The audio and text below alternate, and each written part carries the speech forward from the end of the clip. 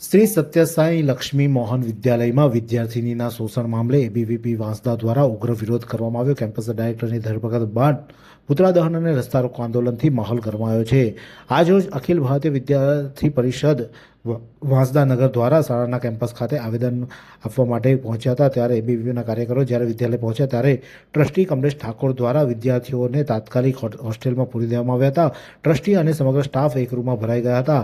આશ્ચર્યજનક રીતે ટ્રસ્ટી કમલેશ ઠાકોર પોલીસની હાજરીમાં 30 મિનિટ સુધી બાથરૂમમાં છુપાઈ રહ્યા હતા. અંતે પોલીસે તેમને બહાર કાઢતા તેમણે આવેદન સ્વીકાર્યું હતું.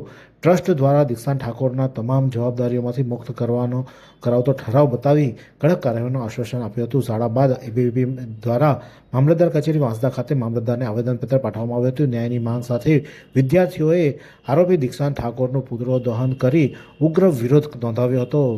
વિરોધ પ્રદર્શન દરમિયાન વિદ્યાર્થીઓએ રસ્તા રોકો આંદોલન કરતા ટ્રાફિક જામની સ્થિતિ સર્જાઈ હતી. જોકે જેને પગલે વાંસદા પોલીસે પ્રશાસન દ્વારા વિદ્યાર્થીઓને અટકાયત કરવામાં આવી હતી અને દીકરીને ન્યાય ન મળે ત્યાં સુધી લડત ચાલુ હશે તેવા સૂર એબીવીપી દ્વારા ઉચ્ચારવામાં આવ્યા હતા.